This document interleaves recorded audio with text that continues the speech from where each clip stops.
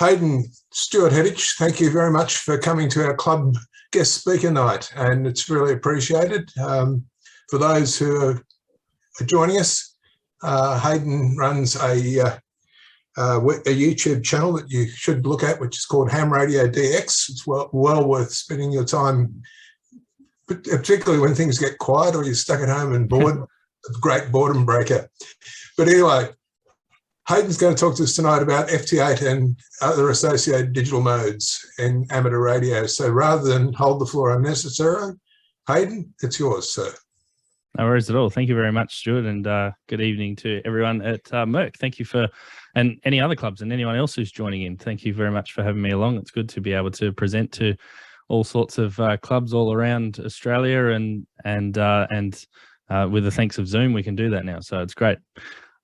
So yeah, tonight we're going to be talking about WSJT-X and more in particular FT8.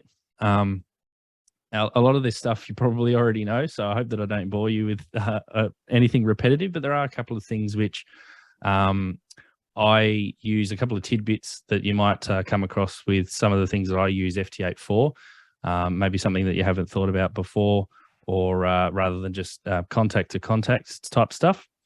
And yeah, basically what we'll do is we'll start from what the software is. We'll go into how I've set it up for my radio and how you can set it up with your radios as well. And also just yeah, how to get on the air with it. So hopefully this is helpful to help you out. So what I'll do is I'll share my screen. Now, the first thing that screen there we go. Okay, so you should be able to see my my WSJT-X window here. So basically, WSJT-X was developed by Joe Taylor, Dr. Joe Taylor, K1JT, quite a while ago now. I can't remember the exact year. But he developed this piece of software which was used for weak signal radio communications. It allowed primarily amateur radio operators to be able to communicate with other amateur radio operators, whereas they in less than ideal conditions or even non-existent conditions. So sort of before this, we did have digital modes. So we had RTTY and, CW and other conventional modes like that. But this allowed during times when conditions were really bad, you could still make contact below the noise level. So that's done using digital signal processing techniques and other sort of algorithms that I don't quite understand. So I just found it here. So yeah, this was released in 2005. Dr. Joe Taylor actually won a Nobel Prize for astrophysics from the University of I'm trying to remember now. Princeton University. Sorry. So he worked at Princeton, and yeah, he's got the Nobel Prize in physics. So I believe when he retired, that's when he decided to do some more into amateur radio, and that's how he developed this software. If I can close that down, there we go. So the WSJT-X program can be found at it's actually hosted on the Princeton University website. All you need to do is Google WSJT-X, and you can download it here. There's if we scroll down, there's downloads here for Windows. For Linux, this runs quite well actually on a Raspberry Pi. So if you've got one of those spare, you can install this and it will run quite well. Mac OS as well, and there's a couple of other Linux versions in there too. The source code is also available, so it's all open source. So you'll see some programs that are similar, like JT-DX. So that's based off of the same source code, just modified a little bit. That program there. So everything's available on this website. There is a user guide as well. So if you go to, you can see here documentation. It's in all sorts of various languages. The user guide is very long. It is very detailed and includes pretty much everything to do with the software. If there's anything that you're not sure about, then consult definitely the user guide, and this will help you to set it up. It includes a very comprehensive, detailed description of what each mode is. So we won't go into it in detail here, but if you are interested in how the modes are modulated, what all sorts of specifications related to it, they are available on the user guide. So if I go back to here, which is the WSJT-X software. So when you install it for the first time, you won't see any of this. This is obviously mine already set up. But the first thing that you'll want to do is to go to File and Settings. Now, in here, these are just some of my settings. Now, all of this is pretty much how I set it up. You might want to have a look in more detail what some of these other bits and pieces are, just for whatever you're using it for. I use it mainly for FT8 and Whisper. So they're the two modes that I use it for. So feel free to use my settings if you want. That's usually the best way to get up and running, is to use someone else's info and get on the air. So pretty much the two bits that you want to put in is your call sign and your grid. So that's up here. The other important bits of information on this particular page that I find handy is this blank line between decoding periods. So you'll see here that every time a signal is decoded, it leaves a grey line here with the band. Which one did you hit, Wi-Fi or? I don't know. So yeah, if you click blank line between decode periods, that will put that there. So it just splits it up a little bit easier to read.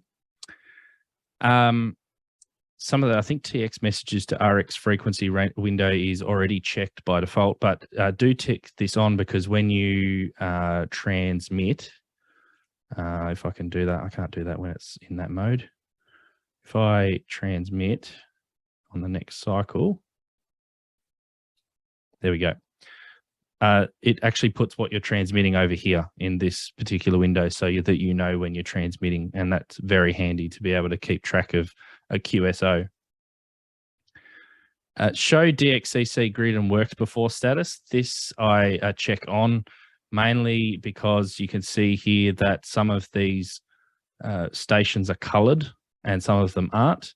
That's to do with for telling me which continents I've worked, which countries I've worked, which stations I've worked, etc. So if you click that on, and we'll go into some of the colors later on as well. Double click on call sets TX enable. So basically what that means is that if you double click on any of these call signs here on the left of the band activity, that will set the radio transmitting, and you'll be calling them straight away. The other thing to note, some of these other settings I won't go into. There is an enable VHF mode. This is if you're using some of the other modes in WSJT-X. I leave this turned off unless I'm specifically doing something, another particular mode like QRA 64. There's a whole bunch of other modes, but for FT8 you don't need that. The TX watchdog timer, I usually set this to 5 or 6 minutes, so that if for some reason the software locks up and starts transmitting, after 5 or 6 minutes, it'll stop transmitting. So your radio is not constantly transmitting all the time. So the next tab, and we'll get into the actual program itself shortly, but the next tab is radio. So this one here is going to be dependent on what radio you're running. So I didn't bring it with me, but I actually have a little signal link box. So there's that interfaces to other radios that don't have CAT control. So I've got my ICOM IC7300 here. That's a CAT controlled radio. If you don't have a CAT controlled radio, so if you've got an older style radio, I'm just trying to think off the top of my head, something like a Yaesu FT8 97, some of those older models, 897, 857, what's the other radios I've used? An 817, maybe an ICOM IC 706 or a 7000. They don't have an inbuilt sound card or CAT control in them. So you need to use an interface box. So I use a Tigertronics signal link. Some of you may have seen them before. I'll just bring them up so that it's so that I can show you. Here we go. This is what I'd recommend is one of these boxes, Signal-Link. There's lots of different interfaces that you can get, but this one is the one that I found the easiest to use. They come in a variety of different flavors. So this one's here USB. You just basically plug a cable between your radio and this box, and then this is the interface between your radio and the computer. So these are available, I think, still for sale. So yeah, you can check them out if you need that. But for the radio that I use, the 7300, the Yaesu FT991 is also similar. It's all done over cat control. So basically what you do is you go in here and check whatever radio is yours. So there's a whole bunch of icons here, Elecraft. So these are mainly libraries of radios that have already been pre-put into the software itself. There's some Kenwoods there, Tentec, and then the Aces, of course. So select that. Now, because my radio is connected via USB cable, it creates a virtual COM port. So I've already looked that up and mine is COM port 4. You can also hover over the COM ports here and they will show you what the actual COM ports are called. So you can see here, COM 6 is actually my IC9700. Now, I won't go into it, but the 9700 and the actually creates 2 COM ports there. But yeah, the 7300 is my one, so I can just click on that. The baud rate is set in the radio. So on mine, I go into the menus and I set the baud rate to 19200. So you basically just need to set that to whatever is set in your radio. For my 7300, I've got 8 data bits, 2 stop bits, no handshake. All of this stuff you can Google to find your settings for your particular radio. Cat control is the way the PTT, the way the radio is keyed.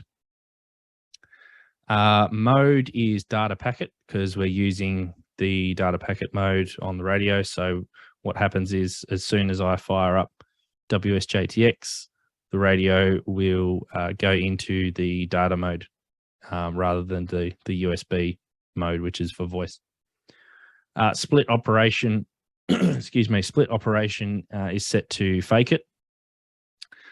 So what that will do is that will allow the radio to, rather than using dual VFOs, it will actually adjust the frequency of the radio when it transmits to make sure that your signal's within the pass band of the WSJT-X, the upper sideband pass band, to make sure that your signal is clean and inside that pass band. Those settings, you can view more information in the user guide depending on what radio you need or are using. Sorry. Under audio, so audio has the input and outputs for your audio. So basically your input is the audio that's coming out of your radio and into your computer.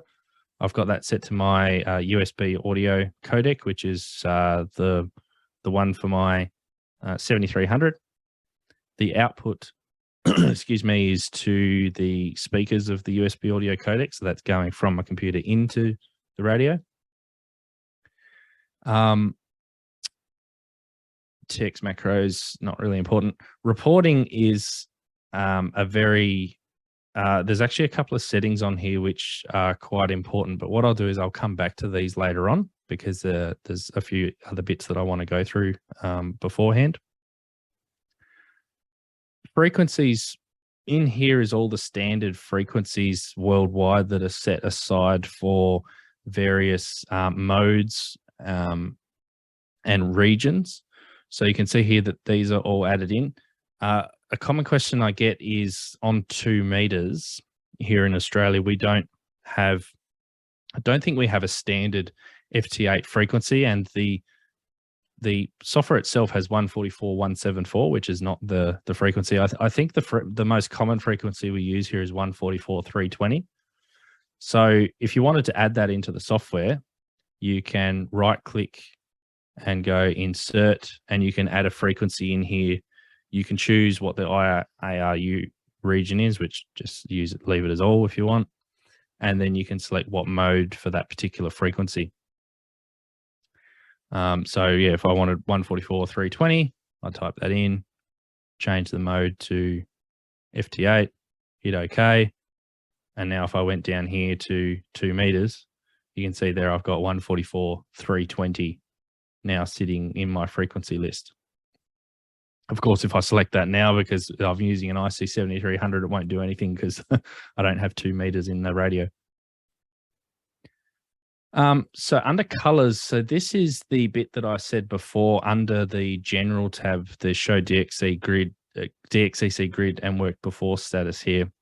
So under colors, this sort of supplements it here with the decode. So you can see here, you can tick each color depending on what you actually want to be shown over here on the left side of the band activity. You can also right click and you can change these colors if you like. I haven't really had any need to change them from the default, but you may want to do that. So here you can see, so there's a lot of blue ones here, which is China and Indonesia. So you can see that they're showing up as a new call. So that's because I'm currently on the 20 meter band. I've already worked China and Indonesia and Taiwan here before, but it's saying that that's a new call sign, a new CQ call sign here. So I can work that. So WSJT-X does log your contacts into a file. So it will show what stations you've worked before. You can see some other ones here too, like new continent on the band specifically, a new DXCC. So you can tick or untick these as you wish them, which ones you want to use. Nothing really important under advanced there. So the main program window itself here shows basically two windows. One is the band activity. So this is, as you can see, as the program is running through every 15 seconds or so, I think it's actually about 12 or 13 seconds, you'll see a little decode pop up there. And that's basically just decoding all of the stations that are on the band at the moment. You can see here at the top, I've also got a waterfall. So you can see the individual stations popping up as the waterfall scrolls. It's quite a strong one there in the middle. And you've also got like a bit of a spectrum scope here too, so that you can visually see how strong the stations are there too. Excuse me, the waterfall is able to, you can shift this back and forth, but generally you want to be sitting at about 3000 hertz all the way down to about 0. So that's the bandwidth of the upper sideband signal, so that you should be able to see all of the signals that are on the band. For you can see here, there's a red like a little, I can't even remember what that's called, like a little upside down horseshoe type thing, and a green marker. That's it. Sorry, a red marker and a green marker up here. And if I actually click on the waterfall, you'll see that green marker moves around. If I actually move that green marker to this signal here on the next decode, you'll see here under the receive frequency window, whatever station is on that frequency will be decoded over here. There we go, JA0WRZ. So one way to read these call signs, actually, that's a pretty good tip that I didn't cover. The call sign at the second call sign here in the list is always the one that you're hearing. So it's not the first call sign here in the list.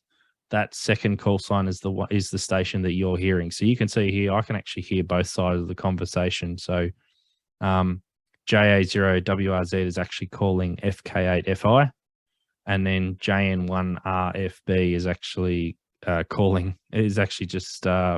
FK8FI has sent 73s to JN1RFB. So that's a little tip if you want to know who you're actually hearing it's the second call sign. So, so yeah, that little green marker. So you can move this up and down the waterfall, and you can use that to find particular stations here if you want to. I generally don't operate it that way. I use the band activity over here. And then what I'll do is if I double click on a station, so if I double click on this one, this Chinese station here, it automatically puts my radio ready to transmit. I'll just turn that off for a minute. But I've double clicked on that Chinese station. It's shifted his call sign into this call sign DX box down here. It's also populated his DX grid because he was calling CQ. So you can see there OL78. It's actually got his azimuth and his distance away. So if you've got a beam antenna, that's very handy as well.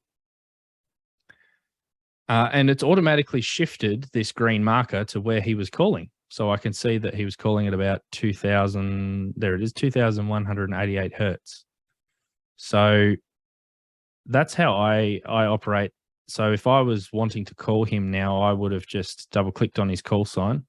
And you can see here now I'm calling him on that. Oh, I need to tune my antenna. For some reason my antenna's out of tune.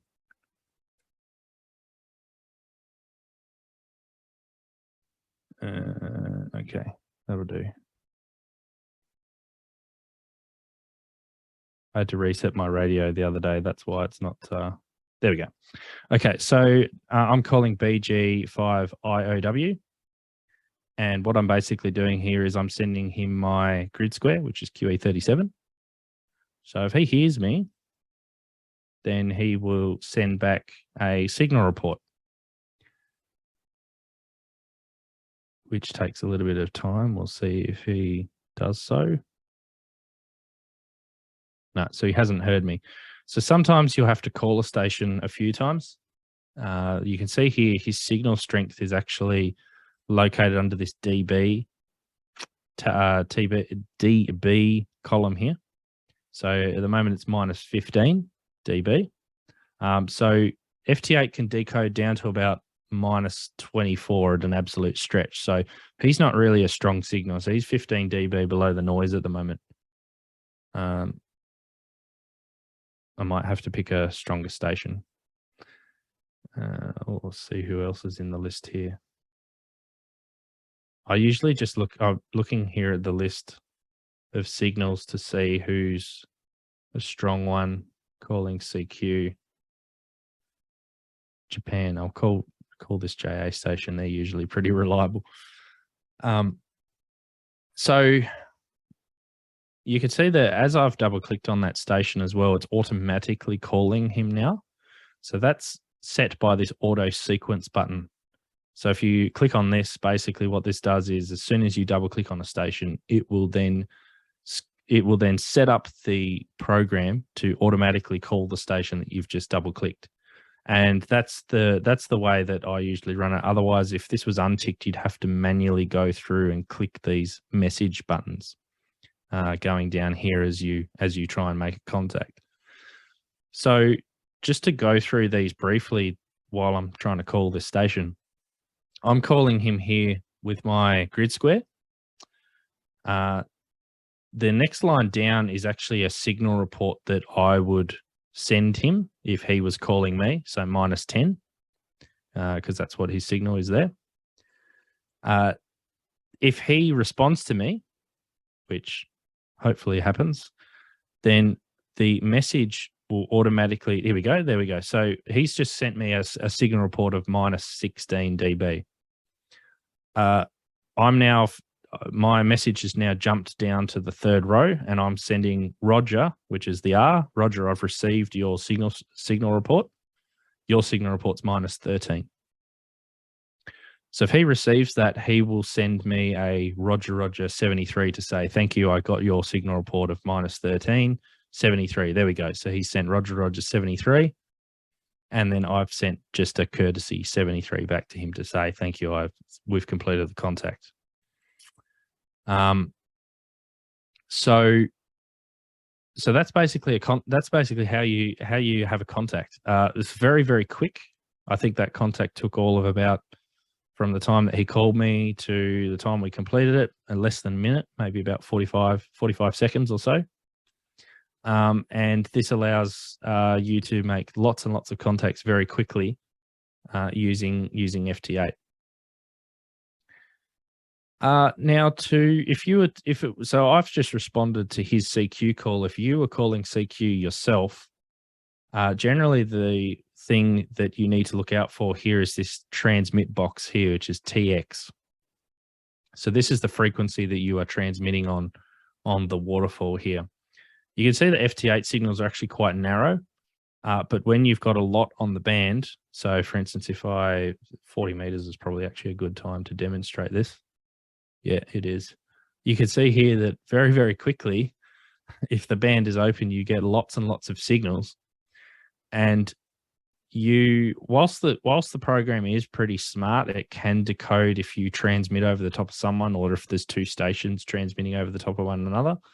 It's always best practice to try and find a space on the waterfall here to transmit. So I'm just looking here.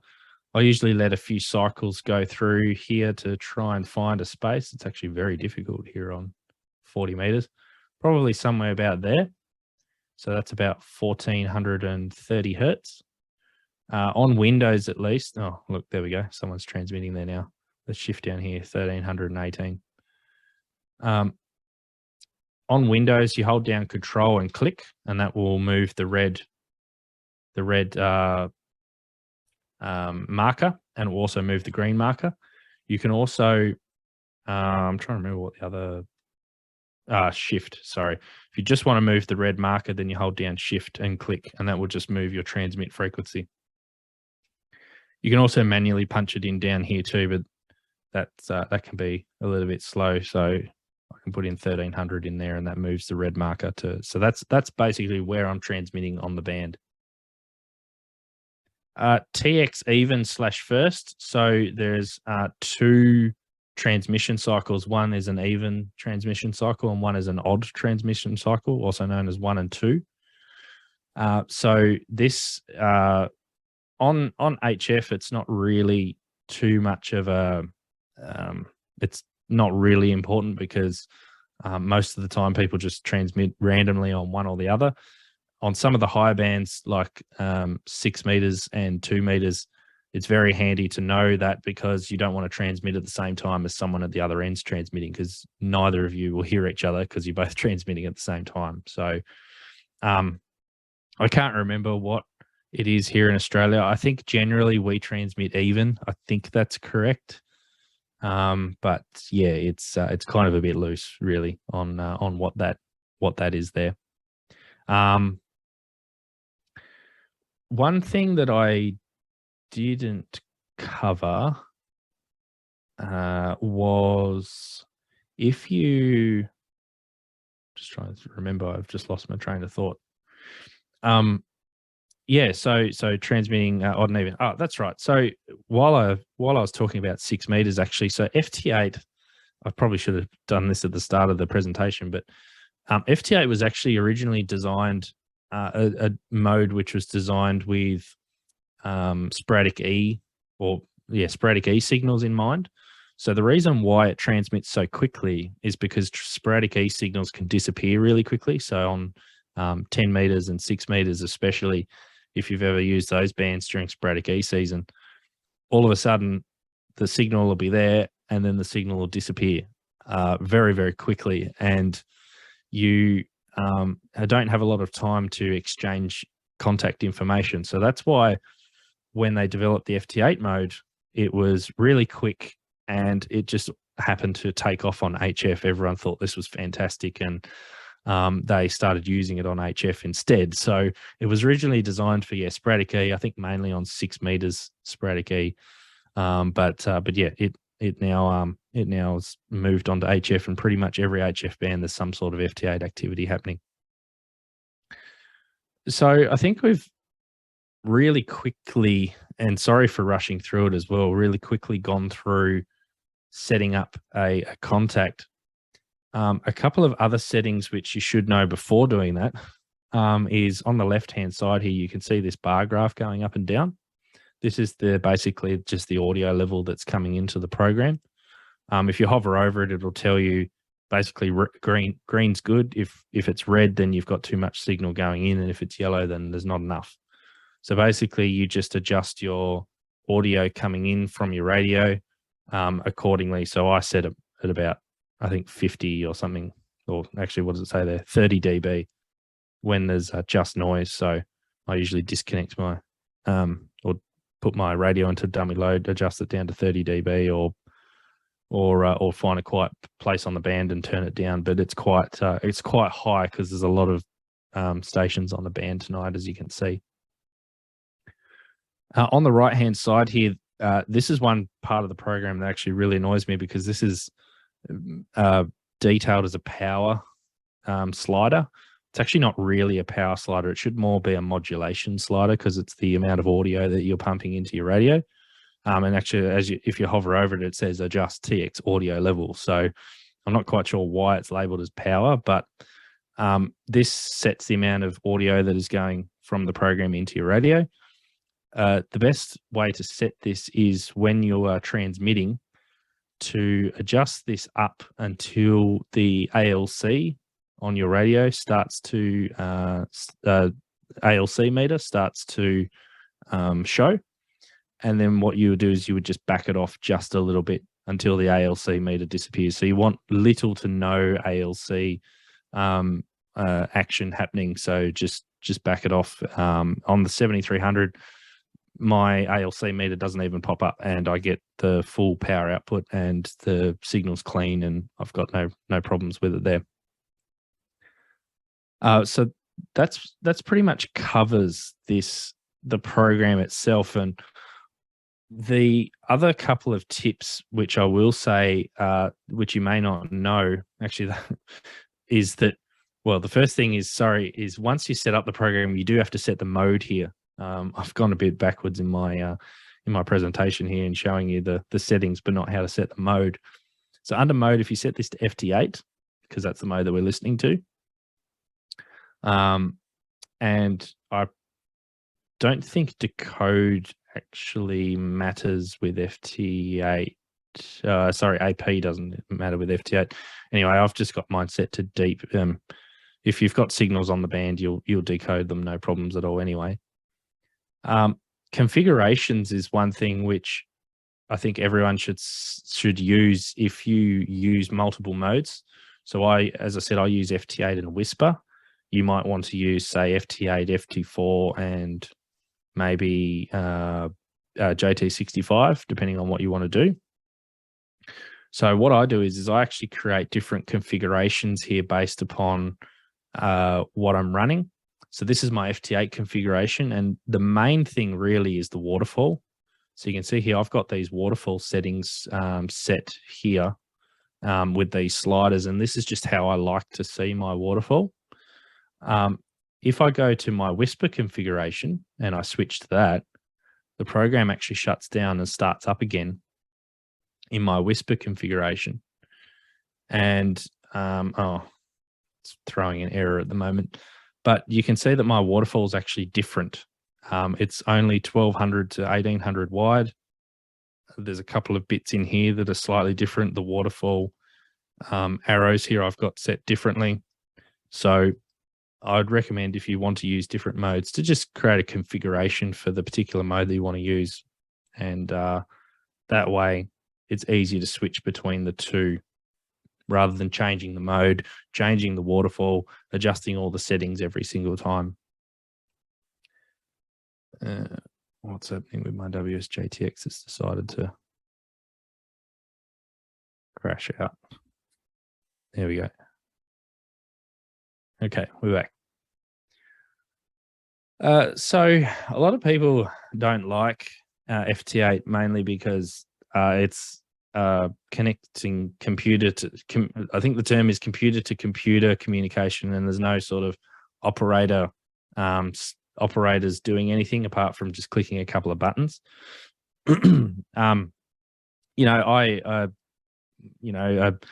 thing that I think about FT8 is that it allows activity on the band that might not necessarily have activity happening on it.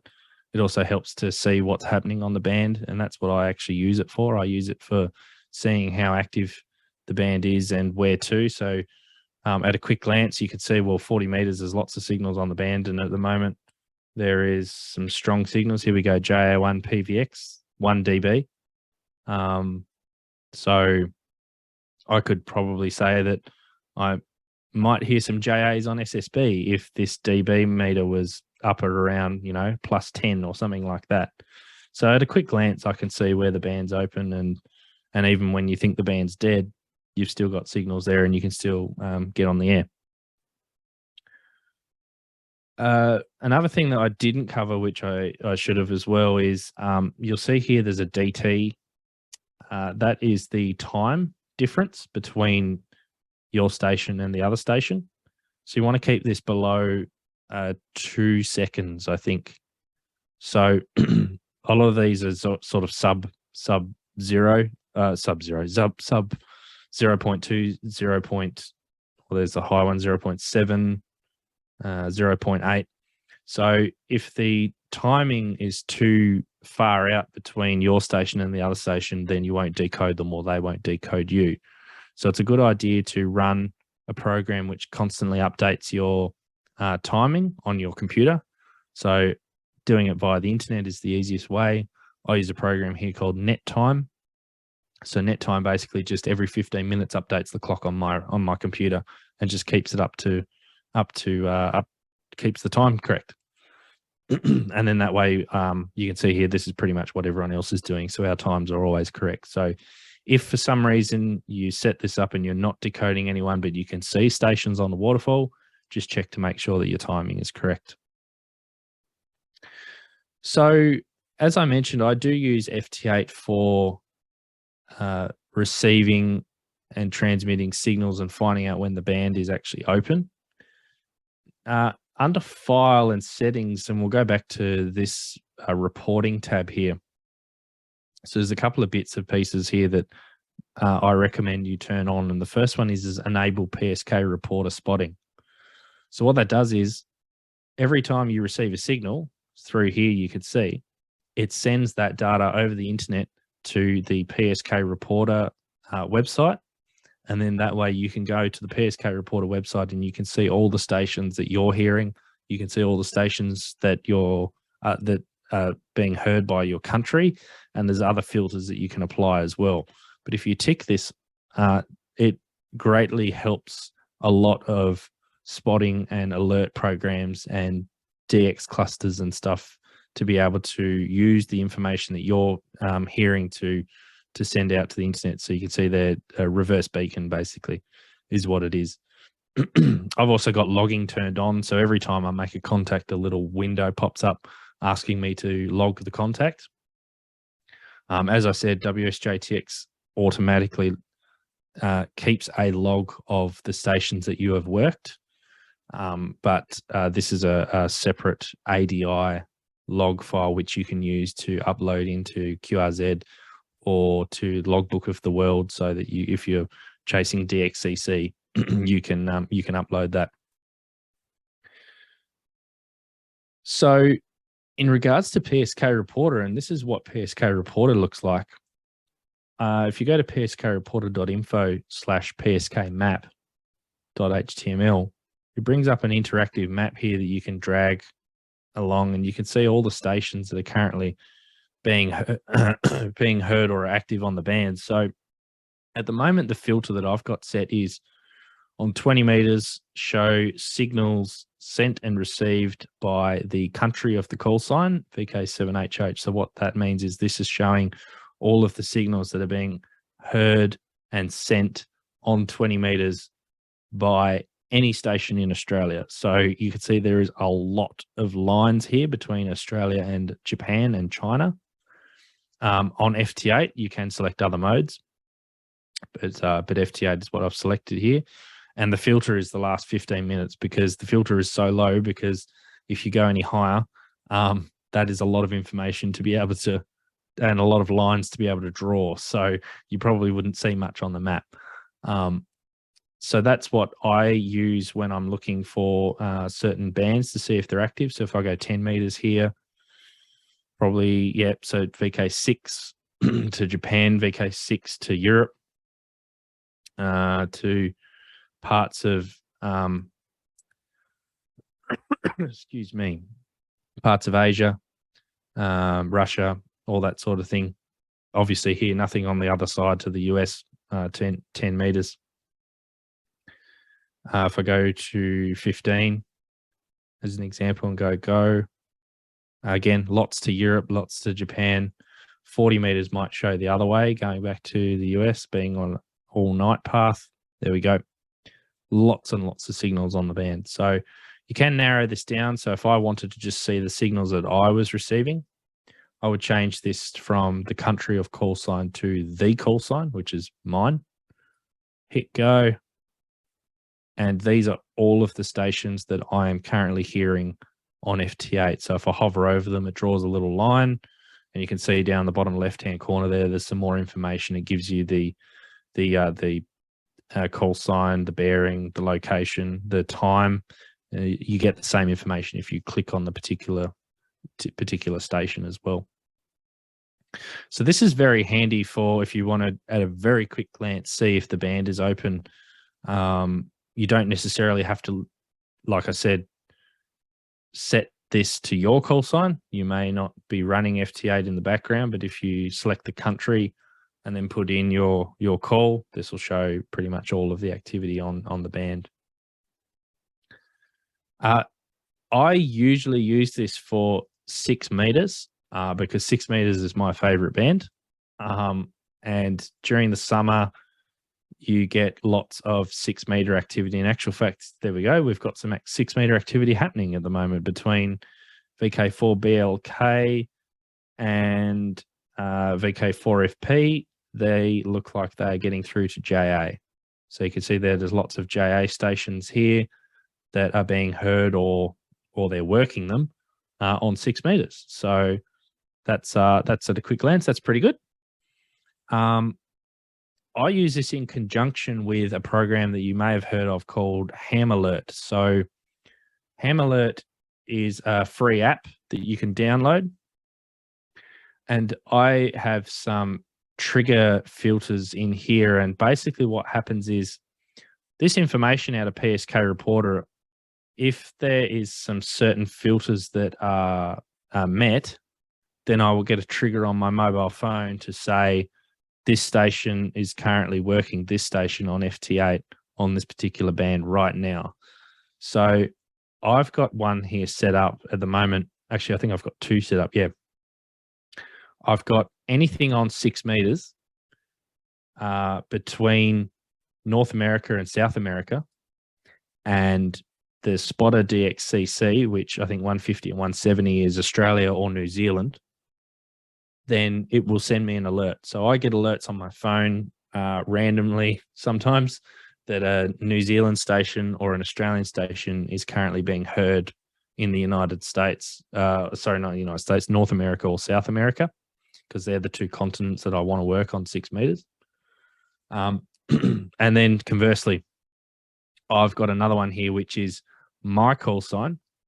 If I hear any stations on 6 meters from any of the 5 continents, not including Antarctica. I think Antarctica is not in this list. No, it's not. And then I've taken out Oceania as well. Then it will send me an alert. So what this means is I can leave my radio running on FT8 on 6 meters during the day, and I don't even have to look at this screen. And if I hear any stations from any of those continents on 6 meters, I'll get an alert on my phone. And there's been quite a few times where I've heard maybe a station in South America, or I've heard a station in North America, and I've got it on my phone. And I've gone straight down to the shack and tried to work them. So that is very handy to set that to if you're interested in those bands. So I'm not sure that there'll be questions at the end, but I just wanted to cover off another piece of software that I also run myself, and that is called Grid Tracker. So Grid Tracker is available here at gridtracker.org. What this is this is a visual a visual map of stations that you're working currently in real time.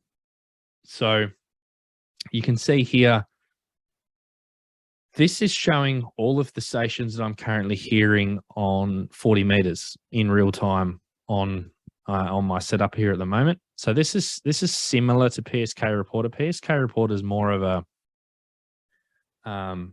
a log sort of spots that have already been uploaded, whereas Grid Tracker is real time type stuff. What I'm hearing right now from the program. So I won't go into how you set up Grid Tracker. It's relatively easy. It's actually, I think, straight out of install, I think it automatically connects to WSJT-X and it just works. I've customized some of the maps here and things to make it a little bit easier for what I want to use it for. But basically, these black drawn lines are current QSOs that are happening that I can hear. So I can hear here VK6BMA is now trying to contact N2YQT, and I can actually hear both sides of that QSO. So that's what those red lines are. These blank ones here with no lines on them, they're just stations that I can hear, and I might only hear one side of the conversation. But the black lines are actually QSOs that I can hear basically in real time. So this is another good way of telling where the band's open to a particular part of the world. If you actually transmit on FT8, let's call a station, let's call that one. You'll see here that I've got a red line now between my station and the station I'm calling, which happens to be in, if I zoom up here, in Washington State, Seattle. So yeah, basically it is in its name, it's a grid tracker. And this will actually, again, Grid Tracker has logs or has a logging in it, and it will log all of the grids that you have worked as well. If I stop calling that station and I go, I don't think I can load my log now. Load ADIF log. No, that's not it.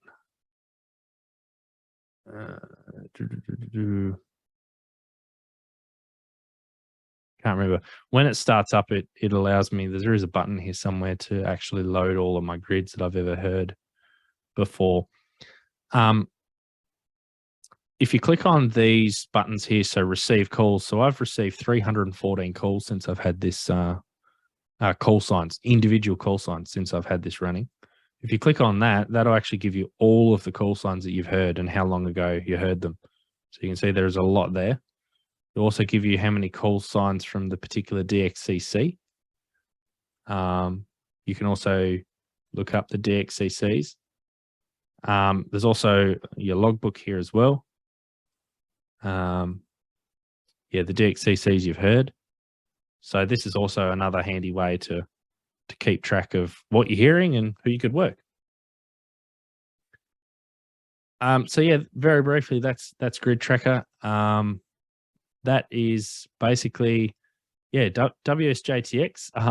Really quickly, I hope I didn't go too quick for anyone there. I do have a video on FT8 Grid Tracker and setting up all of these. If you want to go back and you want to revisit those, they are available on YouTube on my channel. So hopefully that can help you to get started, because I'm sure that there's something that I missed tonight. So yeah, happy to take any questions and hopefully I can answer them. Well, thanks, Hayden. Thank you very much for that. Appreciate it. I'm glad that I've been watching what you've been doing there, and it looks like I've done what I've set up at home pretty much exactly as you said, which is quite comforting. Thank you. All right. I'm just going to throw it open to the floor. Questions and answers. People, take it away. I've got a question here, Hayden. Yep. I've noticed on your on the left-hand part of the FT8, it displays the country. Mine doesn't do that. Have I unchecked or not checked a box or something? So let me just share my screen again. Yeah, so this part here, which gives you the actual particular country, that bit. Yep.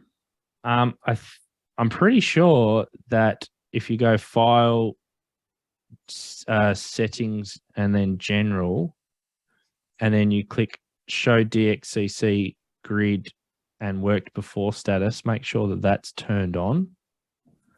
Yep. And then I'm pretty sure that is the only setting that you need for that. I think also too that if your window here, just make sure that you drag it over so that you can actually see that. That may also potentially be why you can't see it. I'm pretty sure that that's the only setting that you need to show the country. I don't think I've done anything else to show that. Yep. I'll give that a try. Yep. The other thing is you could also, of course, come into colors, and it might be a case because these are not by default. So I might have ticked, say, new continent. By ticking that, that's actually triggered to actually show the countries and continents. Oh, yeah. So new DXCC, that might also trigger it as well. But apart from that, I don't think there's any other setting that actually turns that on. Yeah. Yeah, Hayden, I had a similar thing as Bill experienced there, and I found one of those check boxes in the colours that regarding new DXCC contact made the difference. That triggered it, yeah. I think by default, the only ones that are turned on in here is my call in message and CQ and transmitted message. So if those three are the only ones turned on, as soon as you go and you trigger new DXCC or new continent, which is the two that I've got turned on, that's when you'll see the countries pop up. JTDX actually does a better job of this than WSJT-X. JTDX, I think by default, shows all of the countries, but you can get it to show in WSJT-X. Yeah. Okay. Any other questions, guys? Yes, Hayden. What's the maximum power you recommend? Wattage. Wattage. That's always a controversial one. So FT8 is a weak signal mode. It's not a low power or a weak power mode. So the amount of power pretty much that you should run is the amount of power that you require to make the contact. So as an example, you probably wouldn't run, if we have a look at 40 meters tonight and the amount of activity that's there, you probably wouldn't run 400 watts to try and make contact with any of these stations, because you could probably do it with 5, 10, 50 watts or whatever, because there's quite some strong stations. However, if you're on 6 meters and there's obviously much less stations on the band active, and you're specifically trying to work other stations when propagation's really, really weak and hard to get out anywhere, then you would run 400 watts. Because if you ran, say, 5, 10, 15, 20 watts, you're not going to get very far on 6 meters. So as far as HF is concerned, usually 20 watts is, it's pretty good. You can pretty much work all around the world with 20 watts on FT8 on, say, 40 meters, especially at this time of the night, as you can see. 20 meters, about the same as well when the band's open. But sometimes I'll run 100 watts if the band's looks pretty quiet at my end and I can't see many stations on the waterfall, or if it's a band such as 10 meters or 12 meters, again, where you just need that little bit more power to be able to be heard at the other end. So, it's the key thing is it's not a low power mode. It's a weak signal mode. So just run the amount of power that you require to make the contact, basically. Thanks. Okay, any other questions, guys? Deathly silence. Somebody's put something in the chat. I hope it's something positive. I was going to say, I hope that, yeah, again, sorry for racing through it. It is it's not a hard thing to learn once you have a bit of a play around with the software. I'd recommend if you're setting it up for the first time, is just listening and making sure that you can decode stations first, like what you saw there earlier. And then once you've got that all set up and you've got that sorted, then even if it's just tuning to a quiet part of going to the quiet part of the band, or even another band which is not used but a quiet part, and just set up your transmission, set up your transmits, so set up your audio levels, make sure that's all clean, set up your ALC level as well. If you want more detail on how to do that, I don't have another camera set up, otherwise I'd show you, but I do show in my video on FT8 how to set up your ALC from your radio. And then once you've got that, then you can go back to the FT8 frequency, and then you can basically get on the air. One thing that I did want to just show, which I've just remembered, is when you actually select the drop-down box here, if you do have a CAT controlled radio, it will automatically adjust the radio's frequency for you. But if you don't have a CAT controlled radio and you need to manually change the frequency on your radio, some people ask, what frequency do I actually set it to? What is my transmit frequency, or what is my radio frequency that I set it to? If you hover over the frequency that's listed here in the black box, it actually says USB dial frequency. So that is the frequency that you set your radio to. You set it to exactly the same frequency that is listed right here. So I know that's a common question about, what frequency do I set to? Can I set it to 075? Can I set it to 076? Don't do that. Set it to this frequency right here, and then you'll have a much greater chance of being able to work all the stations on the band. Because, excuse me, if I tune up, say, 2 kilohertz to 14076, actually, this is not a very good example. Let me go to 40 meters. If I tune up 2 kilohertz on to 7076, you'll notice once the waterfall starts populating, all of the signals are gone. There's no signals along the top of the waterfall. There's one here, but he is actually right at the top of the band, technically.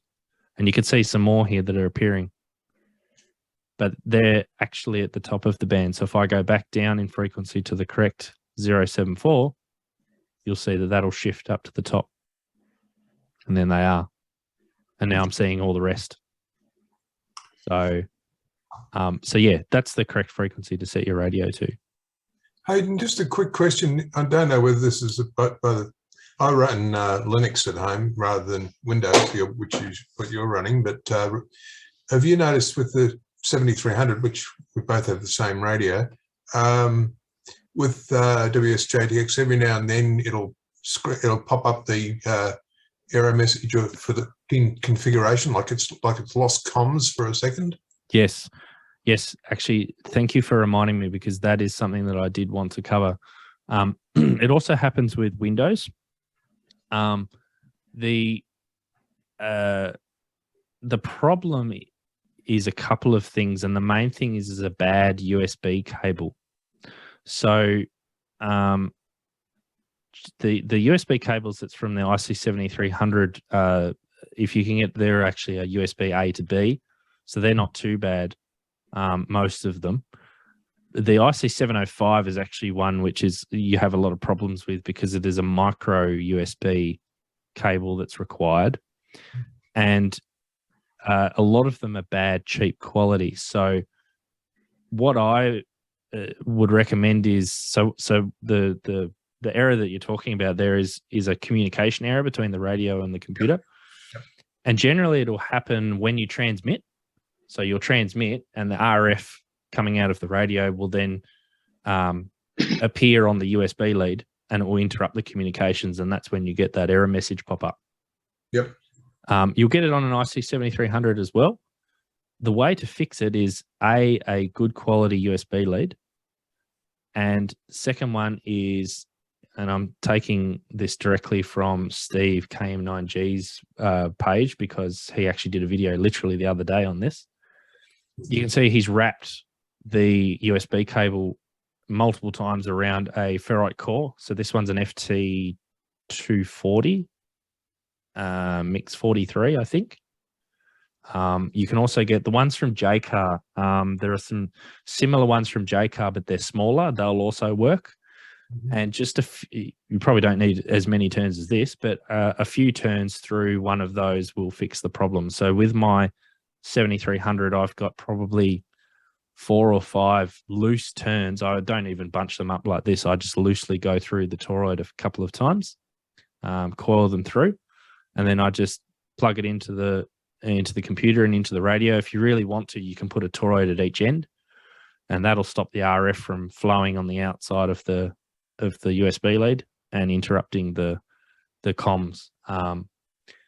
Linux, I don't think it's any more problematic with Linux compared to Windows. I just think it's a common error that you do get.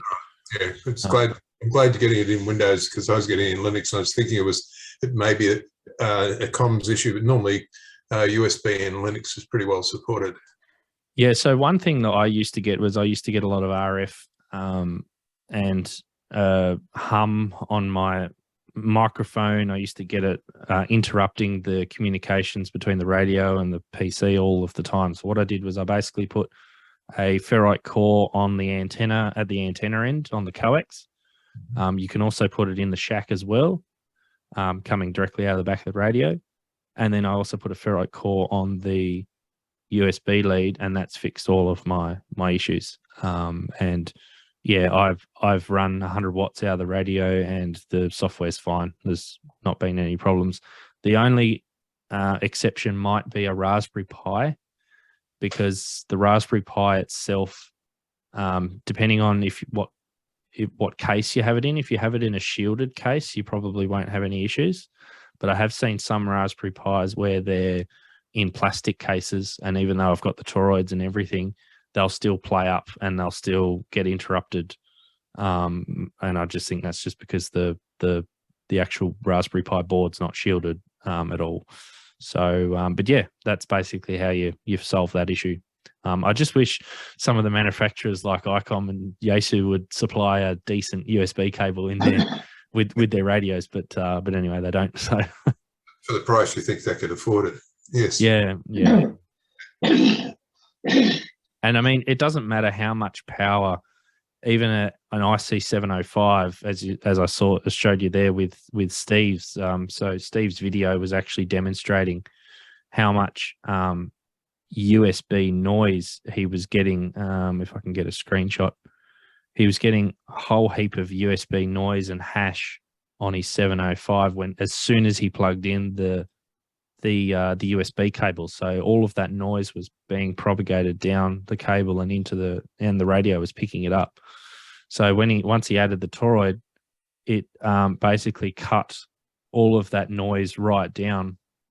If I don't know where the screenshot is where he's done it. I think it's there. Yeah. So it basically cut all that noise out, and this here is actually the signals that he's receiving. So yeah, it's really recommended to do that. Oh, thank you for that, because that takes away one concern. I thought it might have been a hardware issue between the Linux box and the 7300. So, thank you. Yeah, the toroids you can buy, the FT240 mix 43, so dash 43. You can purchase those off of eBay or Amazon. You can also get them from mini kits as well in VK5. So MERC sells those, but the JCar ones as well. If I can look them up, I'll share them. I had a similar problem, Stu, whenever I was transmitting on 6 meters. The PC would just lock up and I used just a couple of clip-on ferrites on the antenna, and it sorted that out. Oh, good. Yeah. So Yeah, about this. Yeah. yeah, so those clamp ones will also work. If you're going to use the clamp ones, get the slightly larger ones and put multiple turns through the clamp, Yeah. because then you get more choking happening rather than just a single pass. But yeah, they definitely do work as well. If I can find, so not these powdered toroids, don't use those. These ones here, 35 millimeters, I think is the width. Yeah.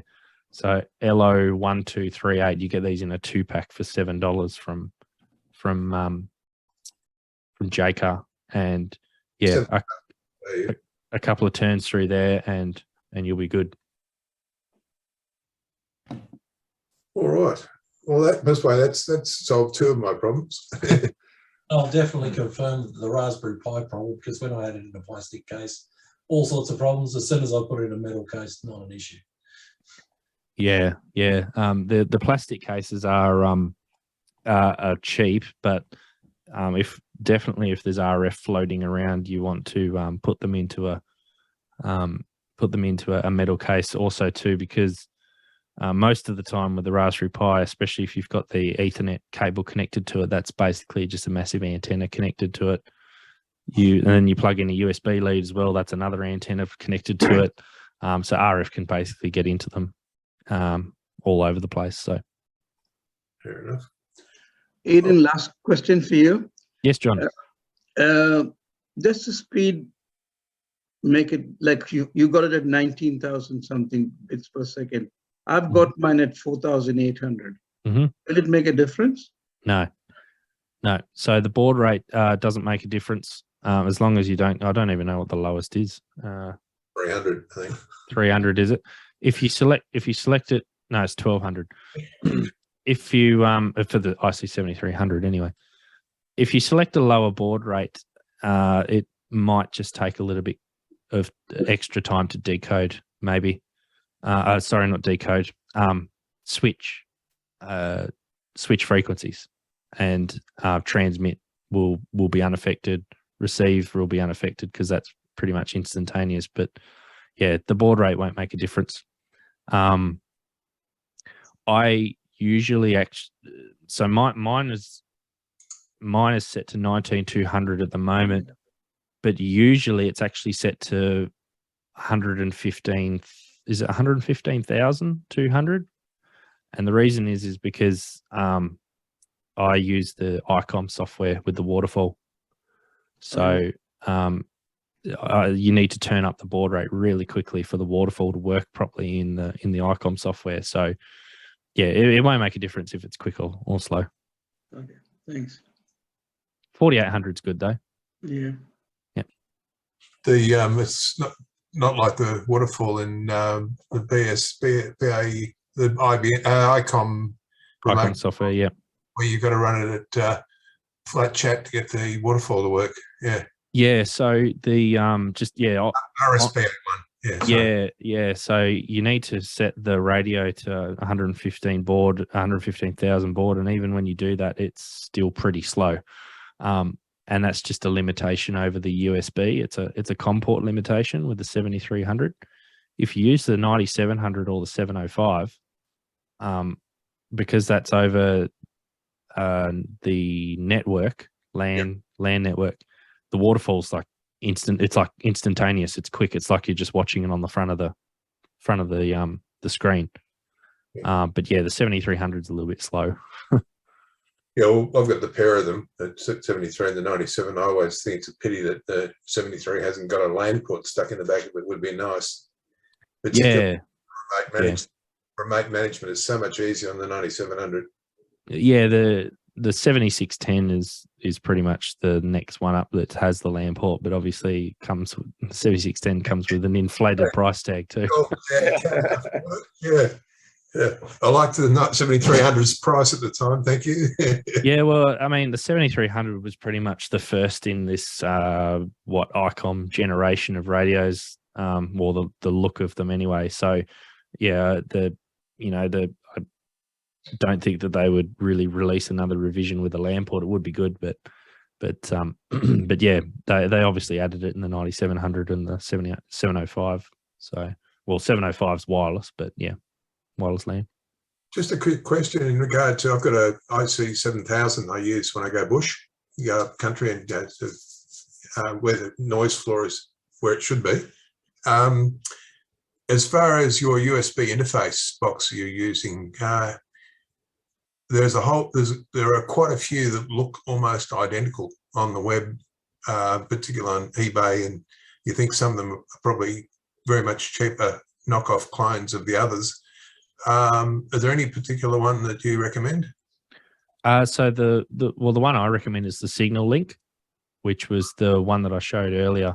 I think it's Tigertronics Signal Link. Yeah. It's packed in a box somewhere. I'd have to go and dig it out, but yeah, it's basically a little box that you connect to your radio, say your 7000. It would use the data port on the back of that radio. Yep. And then the other end of the Signal Link is a USB lead, which you plug into your radio, plug into your TV, plug into your computer. And then you set up the WSJT-X software. It runs in Vox mode. Right. So it's not controlled by a cat, and it's not controlled by a serial. It's actually Vox. Uh-huh. So what happens is when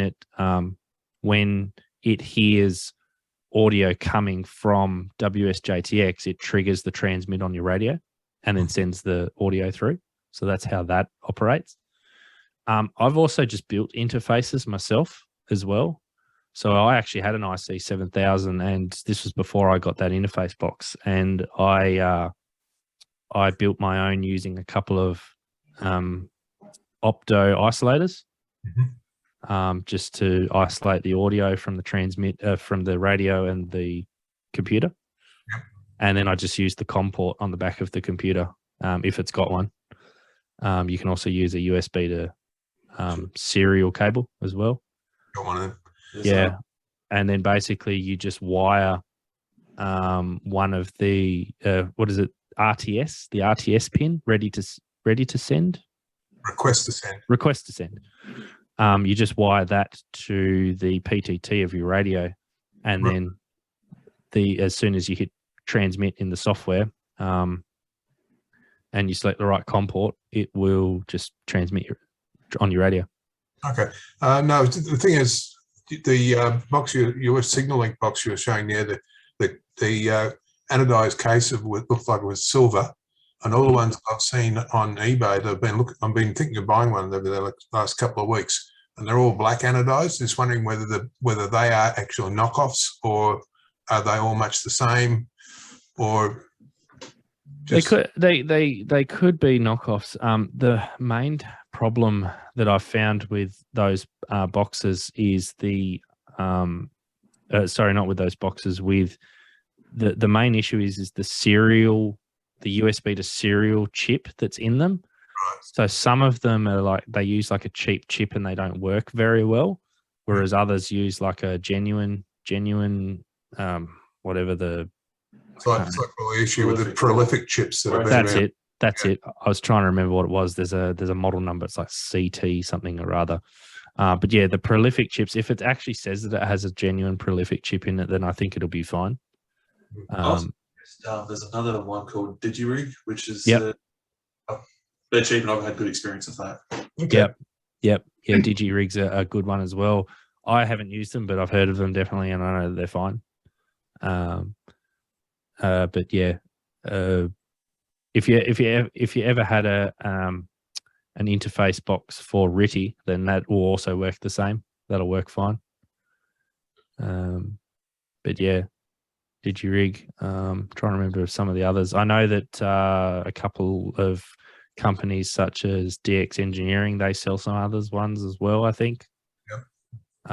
But yeah, Strictly Ham or Andrews or whoever your favorite supplier is here, they also have interface boxes, I think, as well. Yeah. Any other questions, guys? who is going to be a subscriber to Buddy Ham Radio DX? There's the question. Hi. How many new subscriptions can we get for you tonight? There's a thought. All right. I do. I think I already am. I do a few different videos. I try to keep it interesting and try and change it up. Well, I always say that thanks to everyone for watching. I actually started the channel simply. The only reason was I was doing microwave stuff at the time, and it was just simply to document what I was doing so that I could come back to it later and know what I'd actually done. And there's been a few times where I've done a video before and I've forgotten what I've done, so I've gone back and watched it. In actual fact, my IC, so I had to reset my IC 7300 the other week.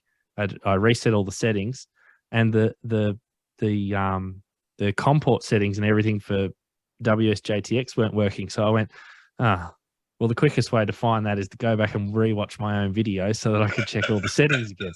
So that was perfect. That's the whole reason why I started the thing in the first place. So the fact that other people watch it and enjoy it is actually a bonus. So thank you everyone for watching it. And yeah, as long as people continue to be educated, inspired and enjoy it, I'll just keep doing it. So, well, that's why I for one have enjoyed watching quite a few of them. Also, the ones you've done with Steve have been pretty interesting as well. He seems to be a quite an interesting character.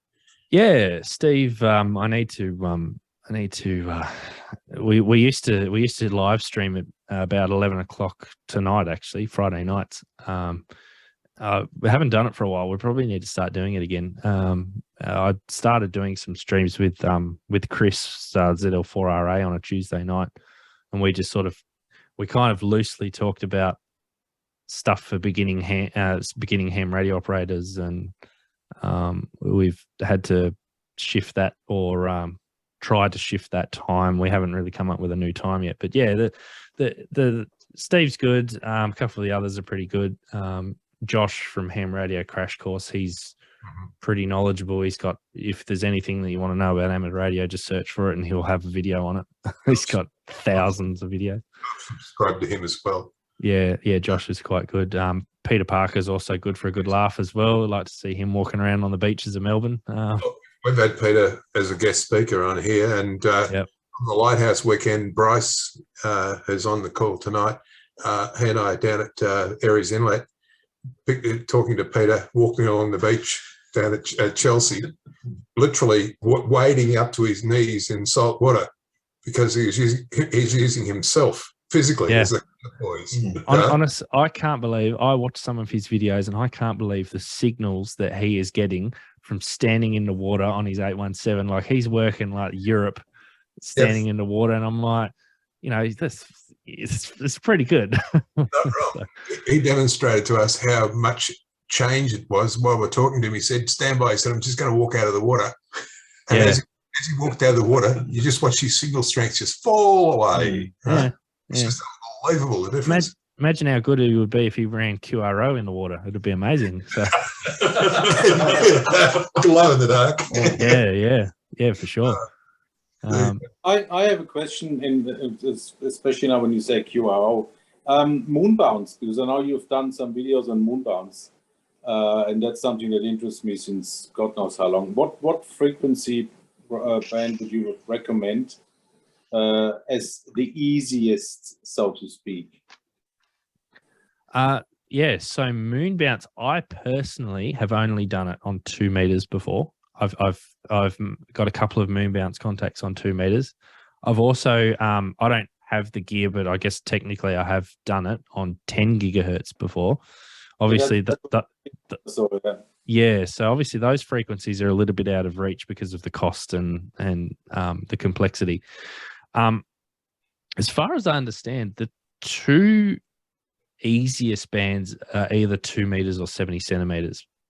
It's probably 70 centimeters, mainly because you've got less noise on 70 centimeters compared to 2 meters. You can get sufficient power output on 70 centimeters. You can get higher gain antennas, and it's a lot smaller antenna on 70 centimeters compared to 2 meters. And I believe that there's quite a lot of active stations. On HB9Q, so Hotel Bravo 9 Quebec, he's got a website. If you actually go to his website and you scroll down on the main page, it actually gives you a list of bands and the amount of power and the antenna that the Yagi antenna, how many elements that you need to be able to work him, because he's one of the bigger stations, one of the they call the big gun stations. 15-meter dish or something, yeah. Yeah. So basically, he will give you the minimum requirements. So pretty much anything that's better than that, you can expect that you'll be able to work people. I did it on. I worked an Italian station, and I can't remember where the other one was, but I worked him on 2 meters. I was using 120 watts. I used the JT65 mode, JT65B, I think, because that can be decoded down to like minus 30 or something dB, I think, minus 28, 30. FT8's a bit harder because FT8's not really designed as a moon bounce mode. It doesn't have special algorithms and stuff to be able to pull out the signal from the noise compared to JT65. But yeah, I worked, and the antenna I used was 11 elements on 2 meters. So it wasn't actually a really big antenna at all. No, okay. But 70 centimeters is probably the easiest. You could do it with an IC 9700, 75 watts in that, and I don't know, 20 element Yagi. So on 70 centimeters, I guess. But that would be digital only then, obviously. Digital only, yes. If you want to start doing SSB or CW, you need a lot of power. And CW you could probably do on 70 centimeters with 400 watts and a decent preamplifier. But SSB, you'd need quite a lot of Yagis. That's why I thought maybe 10 gig, because I mean, if you, let's say, have a 2 meter dish or something, or maybe even a 3 meter dish, and you pump a little bit of gain in, so to speak, because I believe, especially 2 and 70, the antennas would be rather large and plenty of them, usually. So. Yeah, so the biggest system that we've got on 10 gigahertz here in VK7 is I think it's a 65 centimeter dish hooked up to 60 watts, I think, 60 watt amplifier. And that is quite a big, like, as far as power is concerned, it's very hard to generate power up at 10 gigahertz. But we've also, it's not the biggest dish. The biggest dish we've got, there's one guy that's got a trailer mounted dish, and that's like a 1.8 meter dish. But the differences, the gain differences between the 65 and the 1.8 it's not really that much. Okay. Yeah. Obviously it is better, but yeah, you get just as much performance out of a 65 centimeter dish. Trying to do it on SSB though, that's another thing altogether. They did it on 23 centimeters quite a number of years ago. They actually had I think it was for the Echoes of Apollo. Was it the Echoes of Apollo event? They used the 36 meter, I think it's 36 meters dish down at we've got a Mount Pleasant Observatory. It's a space observatory, not just outside of Hobart. And they mounted a 23 centimeter antenna in the feed of that dish. And I think they managed an SSB contact on 10 watts or something like that. It was because, they got this massive dish. And I think they did digital on 1 watt or something like that. So I wonder if they'd ever let us plug into the antenna at parks. You might be going there to do that. Just out of curiosity, that the dish down at Hobart, back early in some of the early stages of one of the flybys for Voyager, they did a virtual antenna hookup between the one at Hobart, Parkes, and one up somewhere in Queensland. Yep. So they got effectively a broad base between them. Yep. No, just but nothing to do with comms other than the fact that I remember them mentioning that antenna during that actual hookup. Yeah, I just realised I got it wrong. It's not 30 meters; it's 26 meters. Yeah, this is the dish that's just outside of Hobart. Yeah. Yeah. And basically NASA used this here it is, in conjunction with Cape Canaveral and Kazakhstan. Yeah, the Deep Space Network. That's right. Yeah. Yep. So what they actually did was they mounted the 23 centimeter antenna in the feed here, and the problem is there's something to do with trying to remember the actual feeds for the proper antennas that they run up here, because it's 660 megahertz to 22 gigs they receive on. There's something to do with special liquid or something. Cryogenically cooled. Yeah, and they were worried about damaging them. The receivers are actually embedded in a bath of liquid nitrogen. It's very interesting. Running at minus 240 C. Yeah. To keep noise down. Yeah. That used to be the norm. Back in the old OTC days, where they had the ground stations at Moree, Ceduna and Carnarvon, the Mitsubishi antennas, they were all liquid cooled, nitrogen cooled. By the way, I just thought I'd mention that's what we were offering to post to you, but I know that you said you didn't really want one. But anyway, it's available if you wish. Okay, no worries. Yeah, I'm good on QRZ. If you'd like to, if you want to send that one down, I'd appreciate it. That'd be good.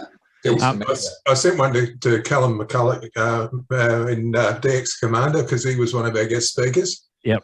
And he actually started the show drinking his cup of tea. So, right.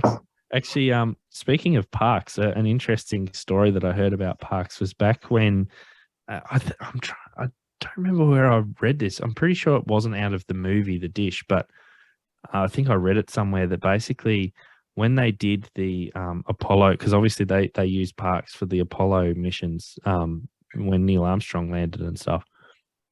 And they kept getting issues with interference, and they couldn't track it down, and they were trying to figure out where it was, and like they went like out of town and they couldn't find anywhere where it was, and they finally realized that it was actually the workers on site turning on the microwave oven in the in their hut. Their hut. That was recently.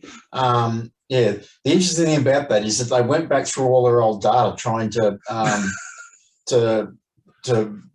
pin down exactly when events happen, and a lot of data that they'd actually tossed out saying, oh, that's just the interference from the microwaves, they actually made a new scientific discovery. Yeah. Because they had only gone through that data for that reason. To find a problem, and they found something more interesting. They'd actually made a discovery. Yeah, it's quite funny, isn't it? An interesting anomaly. I watched a remake or a digital version of the Apollo mission not so long ago, just it's only recently been released. And it was something that, because me being slightly older than your good self, was a young lad watching the Apollo mission myself, right? And they did mention that when they were about to step foot on the moon, I can't think of his name, it's a very American TV commentator who was very well known at the time. Walter Cronkite. Walter Cronkite was actually an amateur radio operator as well. All right. Well, he was saying that now being relayed from Australia from Ted Binbella at Canberra, right? It wasn't. It was Parkes. It was Parkes. Ted Binbella was taking the data stream, as in the technical data from the command module, but the TV stream was actually coming via Parkes. Yeah. Even though the public broadcast mentioned Ted Binbella, they never mentioned Parkes. Yeah, I'm pretty sure that's. I think that's in the dish in the movie, The Dish, isn't it? I think. Yeah. And they don't. It's like it's not revealed to them or something that it was actually coming from them. No, that's right. Yeah. I never got the kudos for it. No. The other interesting thing was that there's a guy who's got a YouTube channel. You may have seen it. A guy called Curious Mark. He's a guy in the States who's a Apollo paraphernalia collector, and what they've been doing is they've been rebuilding the DigiKey computer out of the Apollo lunar lander. They've actually got one and restored it and got it running again, and they've actually been able to program it, and they hooked up an interface and feeding it from a PC, etc. And the interesting thing was the radio, to cut down weight, of course, on the Apollo mission to minimize everything, the TV scan rate coming down from the craft was only about was less than half of the scan rate of NTSC. They didn't have any real way of converting it to broadcast it out over the air. So what they did, they built a scan converter which consisted of a darkroom box with a translucent screen and projected on one side at the scan rate of the Apollo capsule, and it had a TV camera on the other side filming it, and they'd actually electronically reverse the image so it didn't sort of you didn't get a reflected image. It didn't create a negative, but they actually it was a physical mechanical conversion from the scan rate from the spacecraft to the actual broadcast, and it was one of the contributing factors as to why the signal was so shit coming from the moon. Yeah, amazing. Nowadays you do it with chip. Well, we should see it with SpaceX when they get there. Well, not SpaceX, Artemis when they get there. SpaceX. Or a dish or something that we can reflect the signals of. Just get them to install a repeater on the moon for us. Yeah, that's what I mean. Put a repeater up there. Yeah. Imagine how much use that'd get. Oh yeah.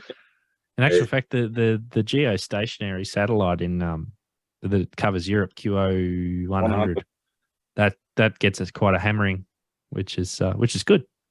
Yeah, unfortunately, we can't reach it unless you swim out about 4,000 k's from Perth, I reckon. And then yeah, I think we need someone to just ask Optus nicely the next time they launch a geostationary satellite if we can piggyback an amateur radio repeater on the back of it, because I mean it's not like they don't have enough power up there. Solar's not an issue. Yeah. No, well they're all running off nuclear anyway, aren't they? So well, or isotopes. Yeah, that'd be nice. Because I'm quite jealous about that QO100, to be honest. You know, you can listen online, like there's like a website, and it's pretty cool. Well, it's got a linear transponder on it, doesn't it? So it's not like it's an FM repeater where you can only talk one at a time. You got an entire slice of bandwidth you can use. So yeah, it's pretty cool. By the way, Steve T.O. couldn't be a bad bloke seeing he uses Linux. He does a lot of Linux stuff. He does a bit of Pi stuff. He also does a lot of retro computing and retro gaming stuff as well. So yeah, hopefully I get to meet him in person one day. Well, that's the interesting thing with these type of modern communications, you know, and particularly same with amateur radio. How many people do you know that you've never actually met face to face? Probably thousands. A lot of people. It's a bit funny. It's a bit funny. I'll go on a contest or something on calling on 80 or 40 meters, and everyone knows who I am. I've got no idea who they are. So, feel a bit embarrassed, but while I think about it too, I did say it at the start, but I know a few others have joined. In November, we've got a Amateur Radio Expo and Conference, which is happening in the first weekend in November. So if you go to our club's website, reast.asn.au, the Radio and Electronics Association of Southern Tasmania. If you go there, all the details are there. If you want to register, or if you there's 3 parts to it. If you're coming down in person on the Friday, we're going to have an in-person barbecue, just a bit of a social get-together on the Friday night. Saturday, we're going to have a conference, which is going to be talks on all different aspects of amateur radio. We've got youth and engagement in amateur radio. We've got WWFF. I think there's a propagation talk as well. Talking, trying to remember, SOTA and QRP stuff as well. There's heaps of other talks that are on the website. You can watch that online through Zoom, so there'll be a Zoom webinar. So so if you can't make it in person, then you can definitely join that way. And then on the Sunday, we're going to have like an expo event where we'll have, it's kind of like a hamfest, but we've got traders like, we've got Icon coming down, we've got QSL Comms, we've got a few others who are going to be like selling amateur radio gear.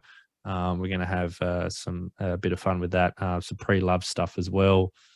So that's going to be on the Sunday, and that's happening in Hobart on the first weekend. So if you want to come down, we'll happy to have you here. And it's just a short 1-hour flight from Melbourne. It's not that far away. So yeah, check it out. Does that line up with Cup Day this weekend? When's Cup Day? First Tuesday. First Tuesday. So first is Maybe. just have a look at the diary. If it's Cup Day weekend, we can do it. It's squeeze a long weekend out of it and then make it. What date was it? First weekend in November. It's the 5th. It's the 4th, 5th, and 6th of November. Yeah, Right. Melbourne Cup Day is 1st of November this year. Well, It's a weekend. week before. Bugger. Yep. Oh, The other thing is we'll also have a raffle as well. So we're going to be raffling off some stuff. We're going to be raffling off an Icom IC 705 and a few other bits and pieces. So if you do end up turning up in person, then we're going to be doing that. So yeah, well, there's a decent incentive to go to Hobart. All right. Hobart itself's a decent incentive to go there. What's it? Sorry, what? Hobart itself is a decent incentive to go there. It's a beautiful place. Oh yeah. It is nice. November's quite good too. We get sunlight till like, I don't know, 4 in the afternoon. 9 o'clock at night. It's not too bad weather then, starting to improve. So you can go up the mountain, you can go to Mona, take the ferry out on the river. There's wineries that you can visit as well. You can take a trip to Bruny Island. You can drive all around the state if you bring a car down, although you got to drive to Geelong now if you want to do that. Yeah, it's a good fun weekend. Place I can recommend a little bit south of Hobart, and I can't think of the name of the town at the moment, but it's easy enough to find. There's a place down there where they're building hand-built wooden Huon pine boats. Yes. Franklin. Yeah. Franklin. Yep. Been there. I used to live in Huonville, and Franklin was about a 10-minute drive from there. So yeah, I know that way well. Called in there a couple of times. Some of the workmanship and the handicraft there is just out of this world. Yeah, it's not it's also too, Tasmania's not a small place. It does take a good couple of weeks to be able to travel around and to visit things without rushing around. So if you definitely want to do like a tour around, then come down for a couple of weeks and have a look around Hobart, the East Coast, and up the northwest and stuff is quite nice. Sounds like a wonderful invitation. All right, mate. Well, Hayden, thank you very much for tonight. And it's been absolutely appreciated. And like I said, thank you very much for responding positively to my invitation. And it's been an absolute pleasure having you on as our guest speaker. No worries. Thank you very much, and appreciate you all listening to me tonight.